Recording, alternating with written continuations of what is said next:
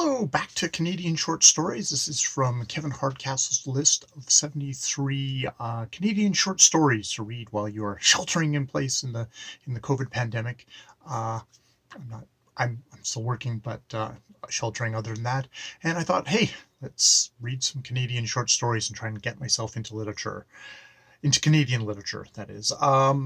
So yes, this week I am doing The Very First Girl in the Whole World to Win the Darcour by Amy Jones, which is a story with a kid, an 11-year-old girl protagonist, Taylor, who little kid protagonists can be tricky, especially first-person narrators, because they can kind of slide into the precocious child, which I find that this story does. Okay, let me tell you the story. Spoilers ahead, I guess. If you want to read the story without me telling you everything about it first, go do that. If not, I'm just talking to myself. Anyways, Taylor is 11 years old. When she was in utero, she was with a twin and a twin brother who had an umbilical cord struck around his neck. Apparently, the story goes, at least what Taylor is told, is it was strangling him. He kicked out, he squashed her voice box like a soft juice box, and thus she's never been able to talk, and as a result, gets kind of treated as, because you can't talk, obviously you must be dumb, you must be the R word, but actually she is, I say of course because it's this kind of story, she's actually the smartest girl in her school. But the additional troubles are her father, who she continually refers to as the strongest man in the world. You learn while into the story that he's in the wheelchair because of an accident at work. So I think it comes across as very much an ironical thing for an author to put in the mouth of a child, because he doesn't really show strength other than that, I would say. So they've got that problem. Her mom, as a response to that, other than probably just working and stuff like that, enters tons and tons of contests.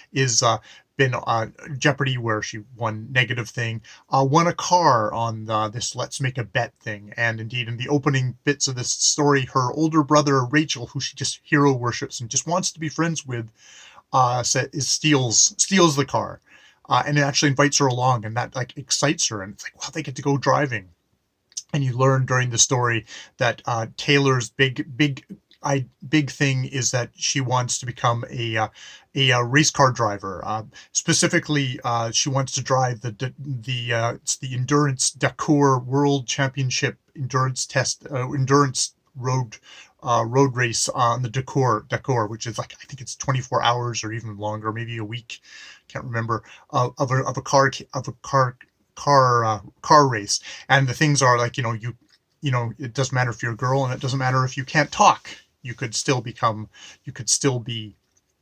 that kind of a racer. So that's like, that wouldn't be an impediment to me, which is yet again, that one actually went off better. But it turns out Rachel has got her own motives. She's a very angry, moody teenager, and you don't get quite let into all what all her troubles are. But they drive up to a bridge. She leaves Taylor in the car and starts walking towards the bridge. Taylor follows her. She's standing on the edge of the bridge, and it's like, oh, she's gonna jump. That's obviously the thing.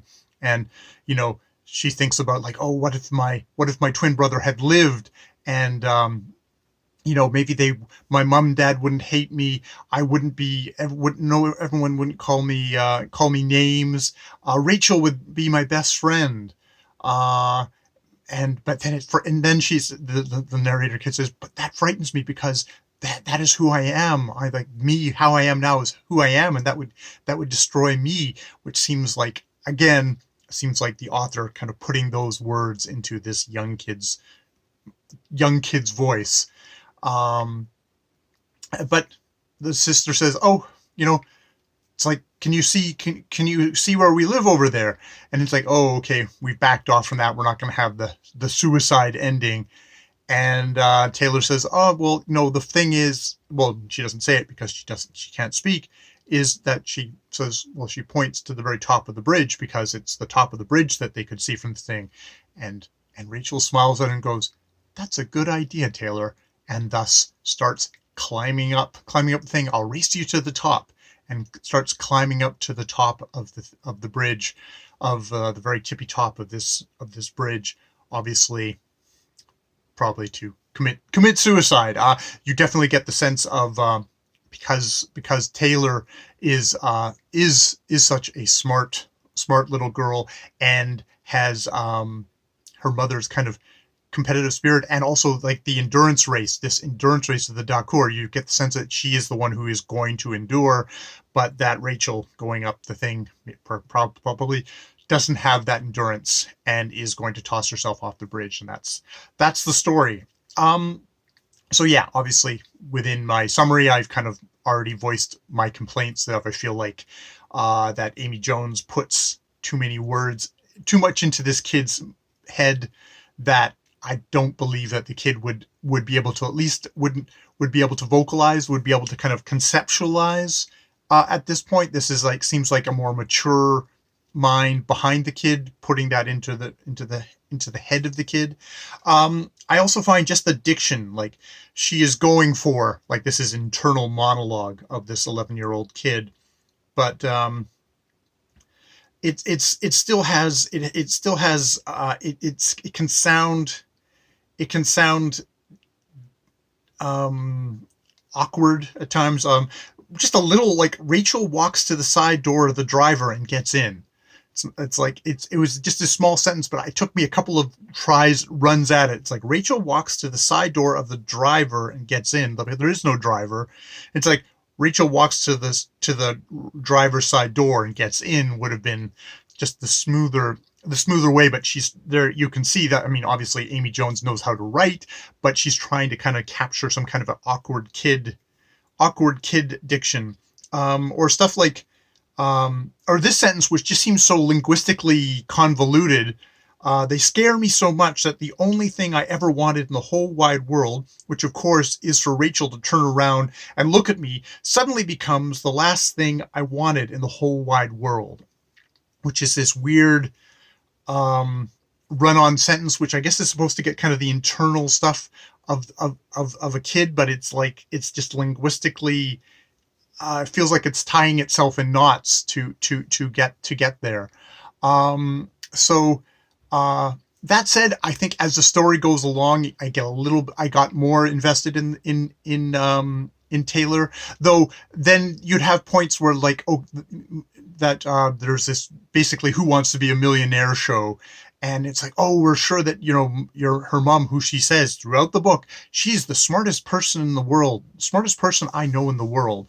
But it's like, I have another confession to make, because she says this thing. I have, like, secrets. Like, I'm not going to tell you about my voice now, and then I will tell you about my voice here. Or it's like, I have another secret to tell you. It's like, I'm the one who made my mom lose the story, because while her mother was practicing for the thing, and wow, she's getting everything right. Well, Taylor reveals later, actually that she was underneath the table, and each time her mother practiced the questions, she'd tug on her shoelace once for A, 2 for B, 3 for C, and so on, so that her mom thought it was her who was thinking up, who knew what the answers was, but actually it was smart little Taylor under the table who was doing it all the time. She's such a smart, brilliant, precious little girl, which was just like, oh boy, my eyes really rolled at that.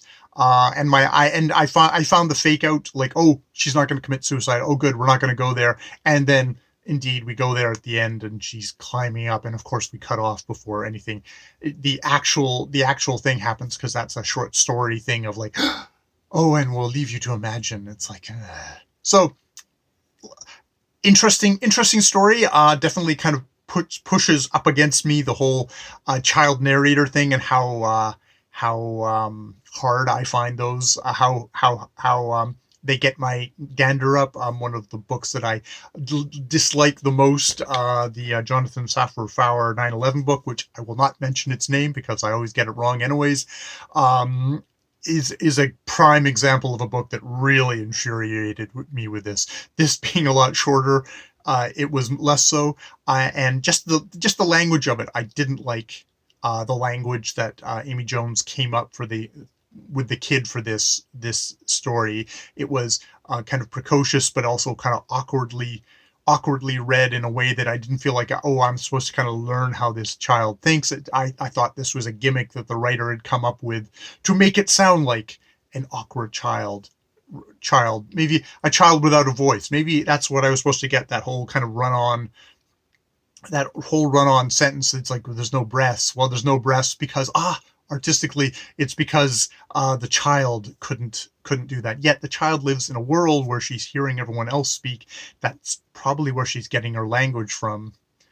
I don't know. And it was just it's funny, it's interesting. The diction did have that kind of like breathless, like I'm listening to this at 2x speed even though I'm reading it in a book sort of idea. So maybe hats off to her there. But it wasn't like a pleasant reading experience. I was glad it was a short story. All right, so there, one positive, one bashing around negative review of a Canadian short story.